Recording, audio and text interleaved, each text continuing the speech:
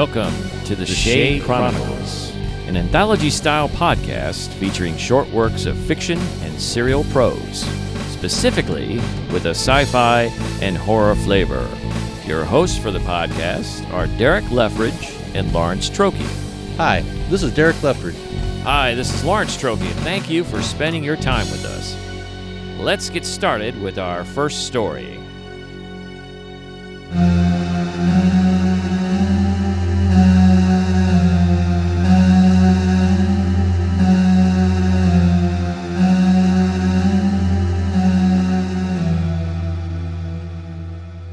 Blood Undertow by Derek Leftridge. On this very warm July Saturday afternoon, a group of 20-something guys and gals are enjoying a swim in a local lake in their community. To get to the lake's location from the highway, you have to go through a wooded area on one of two roads that start paved but change to dirt half a mile from the large flat grass clearing where individuals park when enjoying the lake. Even though many hunting stories have come from the surrounding wooded area, there were also stories of the discovery of bodies. History goes that throughout the 50s and 60s, this area was a dumping ground for the local crime organization. Then in the early 70s, a young female was abducted and last seen near one of the entry roads of the wooded area. She was never found again, nor was the abductor. As usual, the tale was used for decades to scare children, especially teens, but it was based on truth and was never resolved. This group of friends enjoying a day at the lake grew up with the stories of the woods surrounding, but this day was just too nice to avoid not getting sun and enjoying themselves. After arriving about 15 minutes after the rest, Julie now stands at the top of Carmichael Cliff, which has a 25-foot long carved-out trough in the side of it, and her friends down below in the lake, floating on rafts, are yelling for her to slide in. Looking down to the lake below, Julie notices a large shadow in the lake close to the area she will enter the lake. She looks up to the sun to see what could be making this shadow, but nothing in the bright sun seems to be causing it. Adjusting her eyes back to focus on the lake below, the shadow seems to have been removed. Julie sits on the muddy, wet edge and slowly lowers herself down the slide. At around 3 feet from the edge, the mudslide begins an elaborate descent, and as Julie puts her arms down to her sides, the speed begins. The speed increases and Julie rises off the mudslide at several spots. A little over halfway down, the slide curves to the right and then becomes almost vertical. Julie quickly lays as flat as she can as gravity sucks her faster towards the lake. The second before Julie quickly enters the lake, she can hear the cheers and yelling of support from her friends. As she goes under, the sounds quickly become muffled and the whoosh of the lake water fills her ears. Then she abruptly stops descending and feels pain as her thighs slam into something hard. Taking a quick inventory under the water, but still close enough to the surface to have some light, she realizes she has hit something. Or more specifically, she slid right into the back window, legs first, of a 1973 Buick Century Luxus, and she is now leaning over onto the roof as her right leg is stuck to the jagged edge of the car's back window. As if that is not weird or bad enough, the vehicle is beginning to drop down forward and slide deeper into the lake. With desperation and fear, Julie pushes herself from the roof and using her free left leg pushes at the same time and gets free but rips flesh from her right thigh in the process. She kicks with her legs to go to the surface, and as the car begins to slide deeper into the depths of the lake, she also feels a sharp burning pain in her right thigh and loses the ability to use that leg to help her get to the surface. With not a lot of air left, she breaks the water's surface and takes in much-needed air. Julie yells to her friends while frantically waving her hands in the air, but can only stay afloat a short time and quickly goes under the water again. Feeling lightheaded, she kicks rapidly with her good left leg and uses her arms to get herself back up to the surface again, and as she emerges, one of her friends is there to grab her and pull her halfway onto their raft. As Julie's friends frantically ask if she is okay, she looks back down to where her legs are dangling in the water and sees darkness in the surrounding water, which is from her injured leg. Julie lays her head onto her arms in exhaustion and begins to feel she's not alone. The concerned voices of her friends get more distant as she collapses onto the raft and, after a long exhale, passes out. As the electrocardiogram beeps rhythmically and the sounds of activity in the hall begins to rise and then settle back down, Julie opens her eyes to see the stark white ceiling and dim light of the room she is in. She looks around the room and realizes she is in a hospital and lying in a supine position. Moving her head left to right, she settles her gaze on her legs. Her right leg is elevated and stretched over it. It's an off-white bandage that goes from right below her groin to just below her knee. As Julie begins to push up with her elbows and lean up into a seated position, she hears, "Julie?" Startled, she looks right towards the door where the sound is coming from and sees a tall middle-aged woman in a white lab coat with a chart in her hand. "Yes?" Julie says quietly. The word gets caught in her throat. She swallows and says louder, "Yes, I'm Julie. Is everything okay?" "Oh yes, everything is good. My name is Dr. Mills, and you were brought here a few hours ago by your friends. As you can see, your leg has been injured. How are you feeling?" A little out of it, and my leg feels tight," Julie describes. "Good," Dr. Mills responds. "This means the painkillers we gave you and the bandage is working for your leg. I would like to lower your leg and take a look at your injury." "Okay," Julie replies. After lowering Julie's leg and slowly removing the stretch bandage, the doctor begins unraveling the gauze bandage. The doctor stops halfway and says, "Your friends are in the waiting area, and once we get done here, they can come in if you are okay with that." "Yes, thank you," Julie meekly answers. The doctor smiles, nods, and continues to remove the bandage. Once all the bandage is off, she walks to the side of the bed and looks at the stitched area. The doctor pauses and looks up to Julie, then back to the injured part of the leg. Dr. Mills, without speaking, pulls up a stool and looks closer at the leg. Concerned, Julie says, Is there something wrong?" "Well, the good news is that your leg seems to be almost completely healed. That is concerning, so I will need to talk to the nurse who did the stitches because this may have been overkill of the injury." Dr. Mills continues, "Meaning this has healed extraordinarily quick, and I would like to know the actual diagnosis when you came in." Dr. Mills pushes a stool back, gets up, lightly touches Julie's leg, and calmly continues, "Don't worry, I'm going to step out and let your friends know they can come in. I'm also going to check on a few things and come back to update you on the situation. Excuse me." The doctor leaves the room and lightly shuts the door. Julie looks down at her leg and sees that the stitches are there, but the skin beneath looks flawless, without any cut, scarring, or blood. Julie is released a little over an hour after the doctor's examination with the explanation that they would like to see her again in about 3 days. Even though the healing was quick, there may be another option that explains why it healed so quickly, and it might be because of the severity of the injury wasn't as severe as possibly thought when she first initially was looked at. At her apartment, Julie is talking to her friend Amy, who is the last of her friends to remain after all visited and helped her get settled at home. Amy is sitting in a recliner as Julie is lying on the couch with a blanket over her. Amy asks, "So how are you feeling?" "Well, really good," Julie responds as she takes her blanket off and hangs her legs off the side of the couch. "Are you sure you should get up?" asks Amy. "Don't worry too much about me," Julie responds as she stands and walks to the front door to lock the deadbolt and chain the door. "You have more things to worry about than my leg." Julie turns around and walks to the front of the recliner. Shocked and confused, Amy starts to get up but is pushed back down into the recliner by Julie. Julie jumps onto Amy's lap and puts both her hands on her throat and begins to choke Amy. Amy frantically tries to pull at her hands and arms but cannot compete with her unusual strength and blacks out as Julie continues to choke her. Going back 2 hours after leaving Julie's room, Dr. Mills gets a call from the authorities and is informed that the police diving team found the vehicle. After bringing the car up and investigating, they discovered it was part of a cold case abduction and murder from 25 years ago. Items remaining in the vehicle connected to a suspect that had already been put to death with lethal injection for other series of killings. DNA results show that the majority of the blood in the back seat was from the killer, so this shows the victim put up a fight. This discovery will finally give the family members of the victim closure. After a discussion about the killer, the officer told Dr. Mills that the entire department had been wanting to solve this case since the killer, on the table before his injection, announced no one would ever figure out his first killing, and this would guarantee he lives after death. His arrogance has always bothered and angered the police. Back at Julie's apartment, she carries Amy's body to her bed, lays her limp body onto it, and returns to the living room. She picks up the folder with the paperwork she was given when discharged and opens it up. She reads that after being cut by the jagged car window, she got blood poisoning from the vehicle that was in the lake. Julie smiles to herself as she reads the next part, which states that after 1 hour from when the stitches were applied, the wound was completely healed. This is a unique result. In addition, the blood type did not match the previous type on the patient's medical records, which is an anomaly. Additionally, testing is required and scheduled to verify this information. Julie laughs loudly and says in a voice not her own, "Nope, I will not be going back for any tests. I told them I would live forever. Just needed a new skin suit. Now I can continue my work."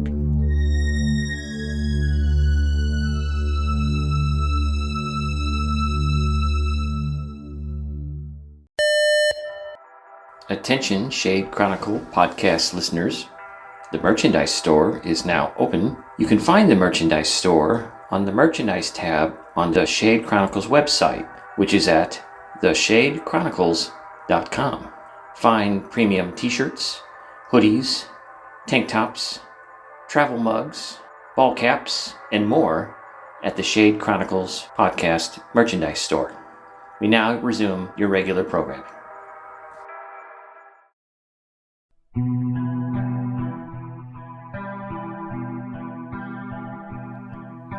The Shooter by Lawrence Trokey, Part 1. Ted Williams stood over his daughter's grave in the misty morning rain, in his hand a bouquet of flowers to commemorate her 28th birthday. His hands shook slightly as he stood there, preparing to place the flowers in the plastic floral vase that was spiked into the dirt covering his little girl. Moisture was on his face, not from the rain, but from the tears flowing freely along his cheeks.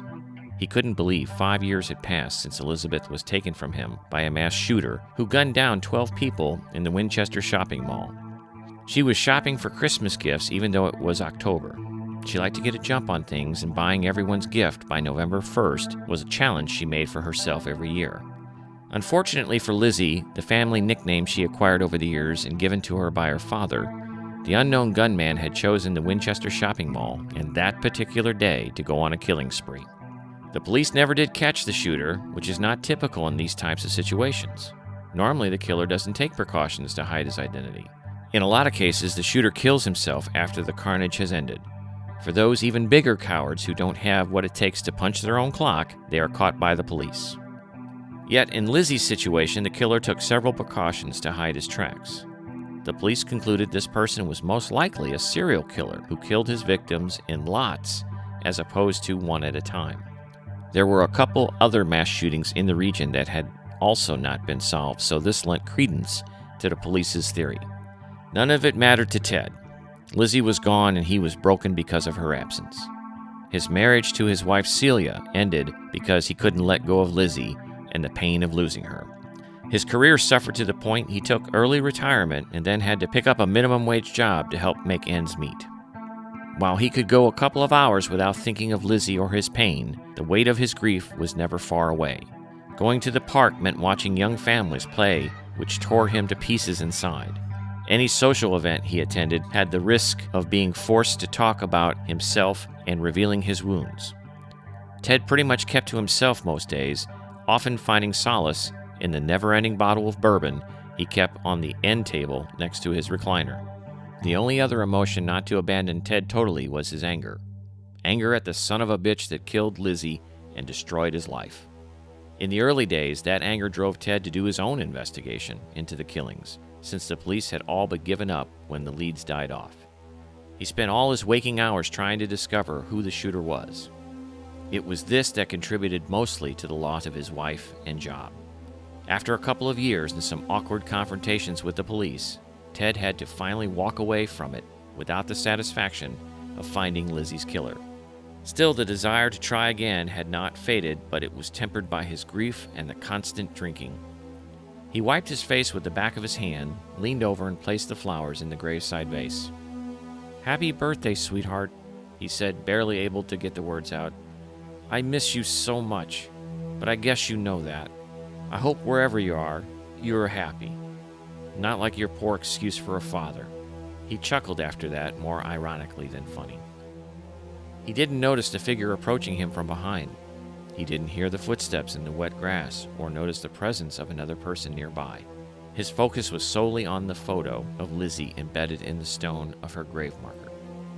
He nearly jumped when the stranger said softly, "She is a lovely girl. The photo is very flattering." Struggling to find his voice, Ted said thank you. He looked at the stranger, who was wearing a gray overcoat, gray dress slacks, and a gray-brimmed hat that obscured his face somewhat.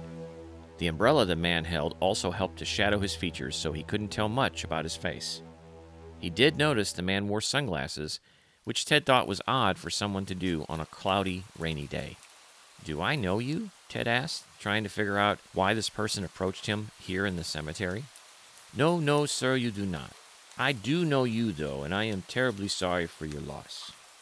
Elizabeth was a wonderful person, and her life was so unfairly cut short. It is tragic."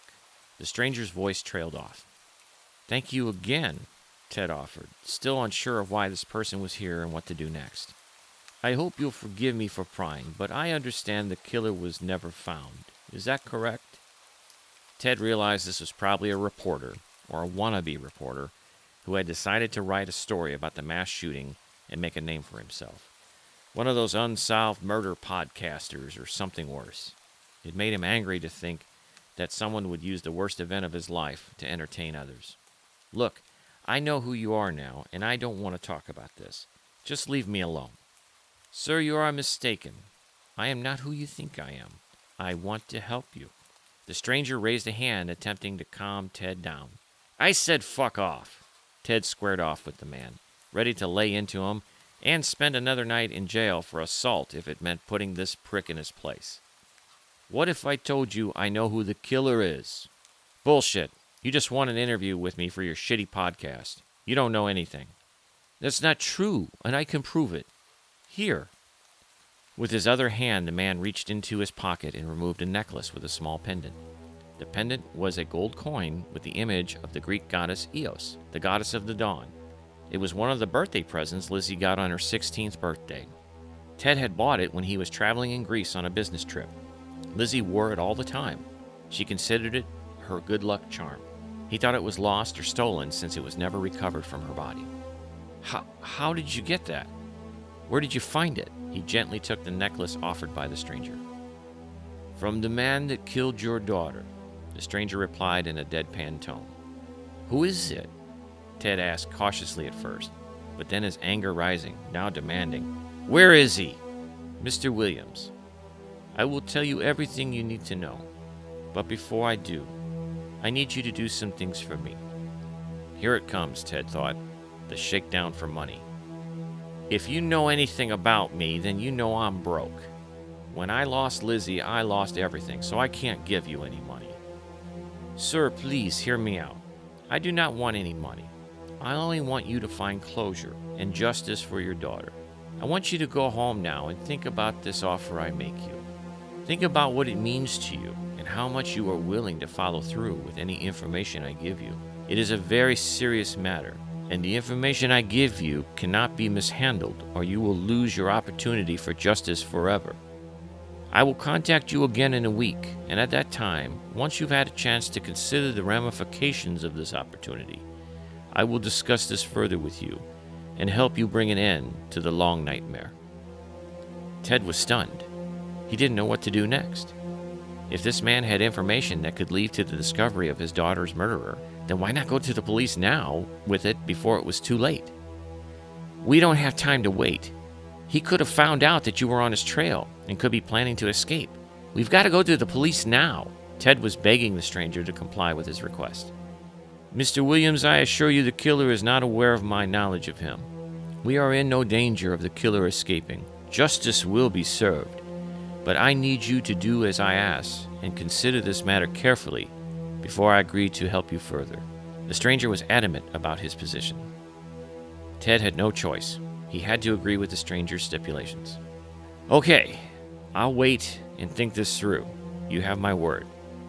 "Very well, sir. Then you have my word that I will contact you in a week's time to continue our discussion and plan the next steps." The stranger extended a hand for Ted to shake, sealing the promise with a handshake. Ted reached for the man's hand, and when he took it, a cold sensation ran through his body, causing him nearly to shiver. He repressed it and wrote it off as an emotional response to being so close to solving Lizzie's murder. The stranger then left the graveside, and Ted watched him walk away into the gray mist. All Ted could think about for the next week was the stranger and his offer. It consumed him so much, he called in to work sick because he couldn't focus on any other task. He kept going over the question of who the stranger was and how did he find the killer. Was he in law enforcement? That didn't make sense since the stranger was reluctant to turn over what he knew to the police. Was he some type of investigator, amateur or otherwise, who was interested in this unsolved case, and through his research he uncovered something Ted or the police overlooked? That was more likely, Ted reasoned. Still, there was one bothersome thought Ted could not completely dismiss. What if the stranger was the killer? What if he was luring Ted into some kind of trap? Maybe the shooter really was a serial killer like the police thought, and killing Ted was some sick game he was playing to extend his killing spree. Ted decided he needed to take the risk, but he was going to be prepared if the worst-case scenario played out with the stranger. Ted cleaned, oiled, and loaded the 9mm Smith & Wesson pistol he had bought after Lizzie was killed. He purchased the gun to have as protection during the time that he investigated the murders himself, in case he did find a killer and needed to protect himself or to bring the killer into custody. Though deep down he knew the real reason he bought the gun was that he planned to use it on the killer if he did find the bastard. There'd be no rotting away in prison on the government's dime if he could help it.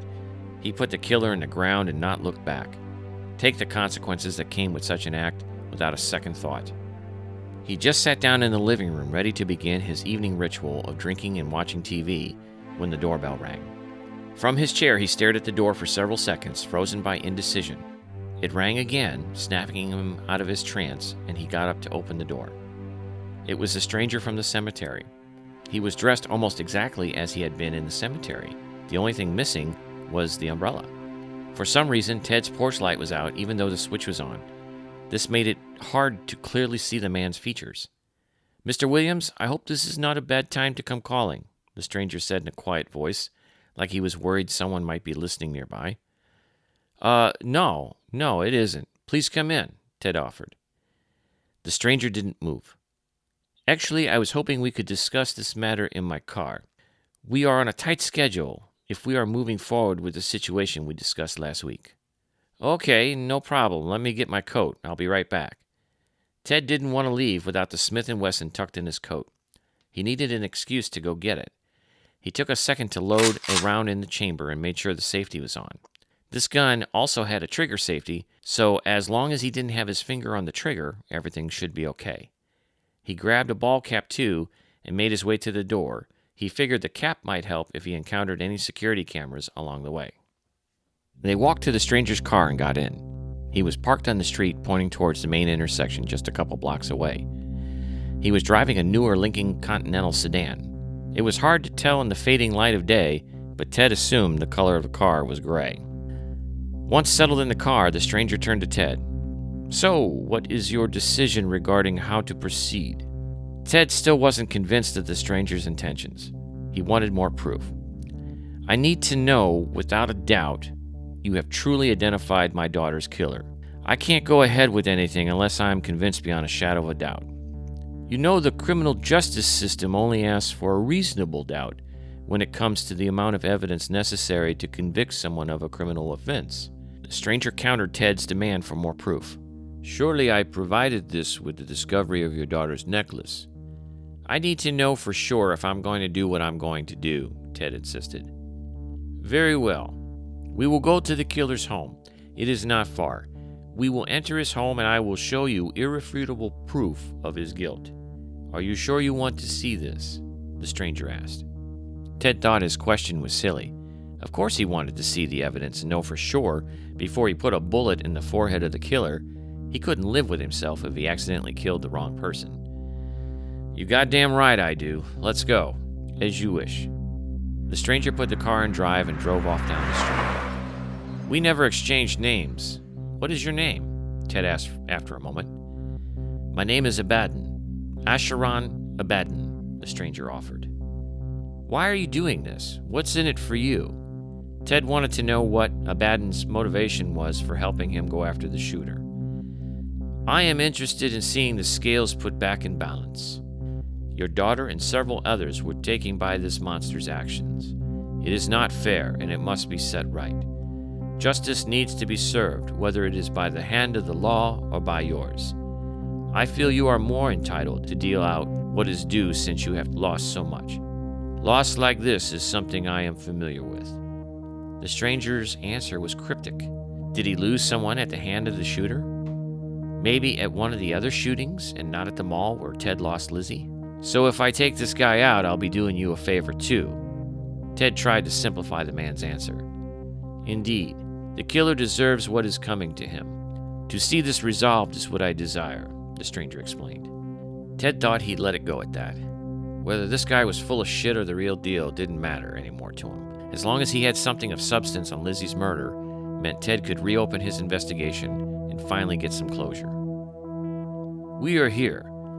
I will park down the street some so as not to arouse suspicion. We will then go into the house and enter through the garage as I did before when I retrieved your daughter's necklace. Once inside, I will show you the proof you need. Ted nodded in affirmation to Abaddon's plan. They did exactly as he instructed, and they were inside the house in no time. Apparently, the killer didn't lock his own garage door. Abaddon reassured Ted the house was empty, explaining the killer lived alone and was still at work for another hour. He led Ted through the ranch-style home to one of the smaller bedrooms in the back. The door was closed, so Abaddon opened it, but before he turned on the light in the room, he paused. I told you I would provide irrefutable proof, and it is in this room. You must steady yourself for what you're about to see. It will be very easy for you to get lost in the weight of it all, but you must pull through and focus on what needs to be done. Ted acknowledged the warning and pushed into the room. When the light came on, the first thing Ted saw was the wall of photos. The photos were of people who were not aware they were having their picture taken. There was a woman sitting at a table drinking coffee, working on a laptop. Another woman, older than the first, coming out of a hair salon. A man behind the wheel of a pickup truck sitting at a red light. The images were totally random. Then he saw Lizzie's photo. She was on the playground at school where she was teaching 3rd grade. The photo was taken at a distance from the looks of it. All of the photos had a red X marked over them. The son of a bitch stalked the victims ahead of time before he gunned them down at the mall. Ted thought this didn't make sense. How the hell could the shooter anticipate the movements of so many people and pick the day when they would all be in one place? Sensing Ted's confusion, Abaddon leaned into the room to explain. The killer was very meticulous in researching his victims in the most logical gathering point where he could find them en masse. It appears as though he followed them for months, documenting patterns of behavior, and then he put together a plan for when they would most likely be all in the same location for him to hunt down and kill. The police did not reveal this to you at the time, and you did not discover this for yourself, but the killer did not shoot every possible person he could have when he entered the mall. His actions were not random. He intentionally stalked and found victims from his list of prospects. He killed 12 people from his list that day, but his list was larger, almost 24 people in total. How the hell could he even hope to pull off a plan so ambitious? The odds of him even finding half of the people on his list are astronomical. Ted couldn't believe this was even possible. If you'll notice, many of the victims work at the mall, so he knew where to find them. They were easy prey. The few that did not work at the mall, like your daughter, were to make the hunt more exciting for him. It added an element of danger and risk that elevated his pleasure in the task. Abaddon's explanation, sick as it was, made sense to Ted. Emotions threatened to overtake Ted as he scanned the room. He looked at the photos. He saw the personal objects the killer had taken from his victims before he fled the scene. His determination was now solidified. The son of a bitch was gonna die tonight. What's your plan? Ted asked Abaddon. If you are convinced, then I propose we lay in wait for the killer to return home. Then, with the element of surprise, we take him. After, if you wish, we can either turn him into the authorities or... Abaddon's voice trailed off, not speaking aloud what both men knew to be the most likely outcome. So what, I just shoot him here in his home? Ted was uncertain about the particulars. While ready to kill, he just wasn't sure of how to do it. I have a suggestion that may be more satisfying. Ted noticed a slight smile come across Abaddon's face. He led Ted to another bedroom, but this one had a digital combination lock on the outside of the door. Abaddon quickly typed in the code and unlocked the door. Ted thought to ask how he knew the combination, but he decided to wait until he heard Abaddon's plan. Inside the bedroom, there were assault rifles mounted to the walls, in addition to several semi-automatic handguns hanging on hooks on a pegboard wall. A shelf on the far wall had stacks of ammunition boxes. There were a couple of exotic weapons like a crossbow and a Dark Ages-style battle axe, but Ted assumed those were just collector's items and not used in any of the killer's attacks. Choose your weapon from your enemy's armory. Then, when he returns, we will take him to the place where he killed your daughter and the other souls on that terrible day. There you will hunt him just like he hunted your daughter and the other victims. He will meet his fate on the hallowed ground of your daughter's demise. Ted listened to the plan, trying to find fault with it, But in the end, he agreed it was an appropriate place to kill the bastard that took Lizzie from him. I agree. What should I do next? Abaddon showed Ted how to load the assault rifle he chose and how it operated. Then he turned off the lights inside the house, and they waited in the room off the garage for the killer to come home. To be continued next time on the Shade Chronicles Podcast.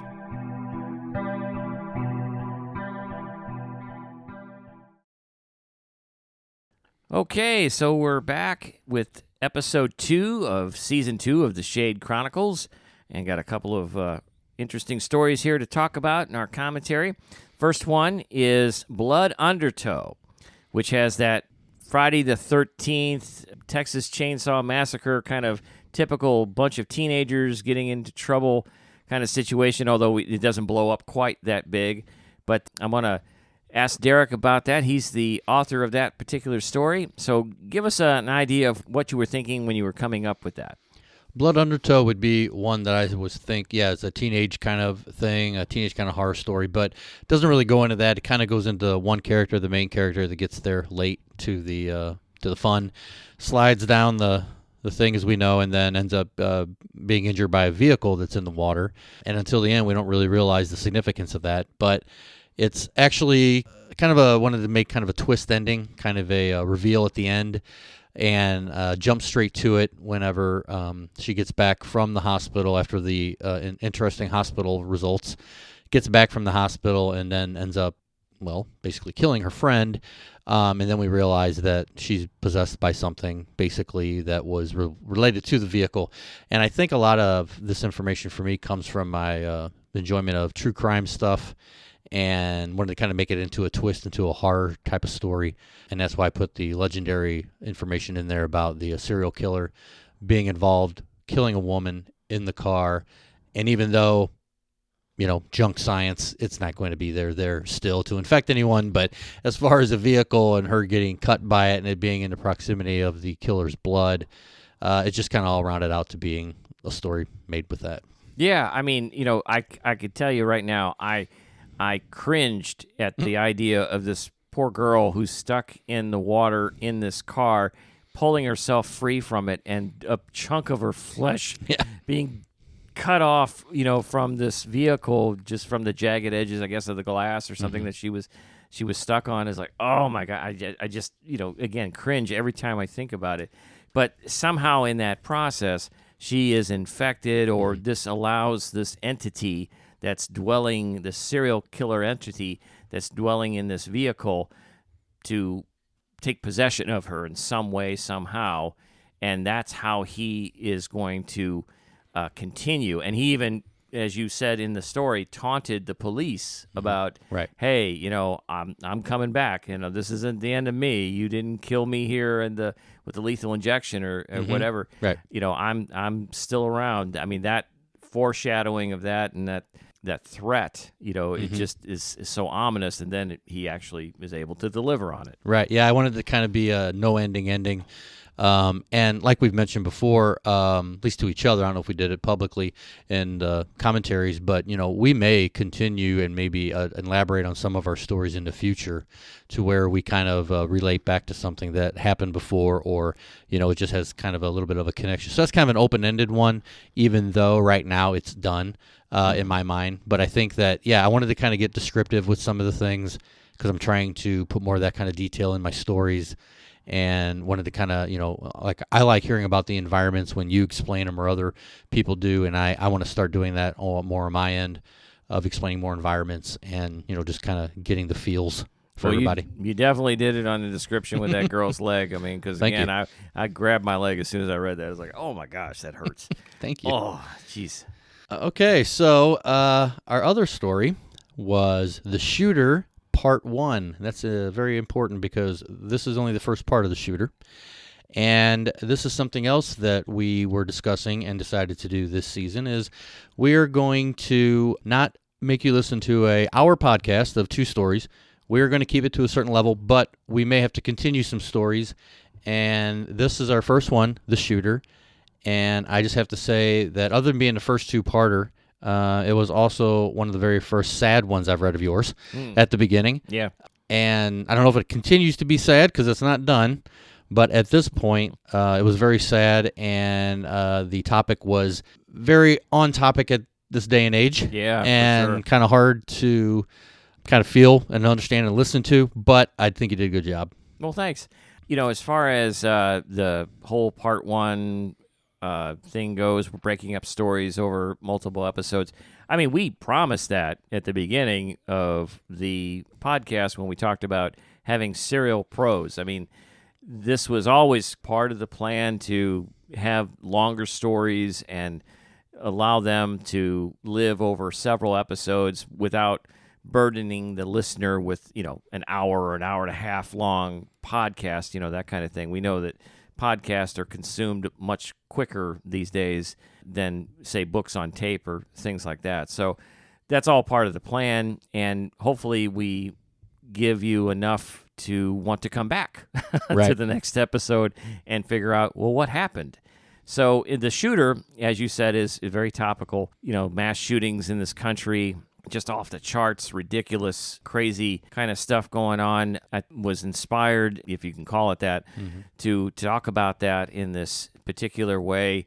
I wanted to visit a person who was dealing with the grief of losing someone very close to him and what he was experiencing, and then the supernatural part of it, or the scary part of it, this person showing up and saying, hey, I can give you information about what happened and how to get your revenge. So that's kind of where we're headed. I don't want to give too much away on that, but this person guiding the victim or the person who is the survivor of losing someone to this mass shooting, giving them information about how they can get retribution, how they can balance the scales, so to speak. So this is inspired, by the way, by a comic book story that I read as a kid, the famous What If series in Marvel Comics. This was a what if story that Daredevil, the superhero, met the Watcher, who is kind of the narrator of the what if stories, at a gravesite of his beloved Elektra. Okay. And again, if you're not into comic books, you probably don't know who any of these characters are. Right. But if you are, you do. And I'm betting that you are because you're listening to this podcast. So the whole concept of somebody meeting somebody at the gravesite of someone who has died that's dear to them and saying, hey, what if we can do this? That sparked this whole idea. And using the contemporary problem of mass shootings was an easy end to that sort of storyline. Right, yeah. I'm sitting here thinking of the first part, and I'm wondering, is this guy... try to say his name. It was a difficult one for me. Yeah, me too. Abaddon? Is Abaddon. Abaddon. Abaddon. Abaddon. Okay. I got to know. Abaddon. Is he a guardian angel or something else? I'm just wondering because we do a lot of twists in our stories, so I'm not sure. And I did get kind of chills or just was ready for the next part. Then it ends when the shooter does come in. Yeah, they're right at that that's point. That's where it's at. Yep. Where took me everything's there, going to then happen. Now I got to wait. So that's it. We all have to wait. We will. So, but yeah, it was good. It was a good story. Thank you very much. And here now is a preview of the next episode featuring the Shooter Part 2. You'll get a little glimpse of what's coming, and of course, in a couple of weeks, you'll get to hear what actually happened. So thanks again for joining us, and hope you enjoyed it. Take care. Next time on the Shade Chronicles. Blinking to clear his vision to make sure he is seeing what is there, he sees a blurry form. The form begins to change to a more smoky and clearer shape that resembles a person. Even though it is somewhat transparent, the figure morphs into what's more like a female figure with long hair standing outside on the observation deck, facing away from him. When he is face to face with the ghostly woman who is inside the lighthouse now and 3 inches away from his face. She looks not at him but straight through him and screams in a loud whisper, "Show him." Ted reached down and pulled a name badge off the killer's coveralls. Edmund Black Bull, eh? They call you Eddie for short? Who are you? Black Bull answered, ignoring Ted's question. Well, Eddie, I'm the father of a beautiful girl you killed 5 years ago when you came here and shot her and 11 other people in cold blood. And now I'm going to set things right. Ted racked around to the chamber of the assault rifle. Now get up. We're going to play a little game. Thanks again for listening to the Shade Chronicles. For comments or inquiries, you can contact us at shadechron@gmail.com. That's SHADECHRON@gmail.com. Visit us on Facebook, Twitter, and Instagram. You can also get more information at theshadechronicles.com. The Shade Chronicles Podcast is the creative property of Derek Leftridge and Lawrence Trokey. Stories in this podcast were the sole creation of Derek Leftridge and Lawrence Trokey, respectively. Any attempt to replay for broadcast or distribution portions of any episode of the Shade Chronicles without the prior written consent from the creators and/or significant compensation is strictly prohibited. Shame on you for even thinking about it in the first place. Thanks again for listening.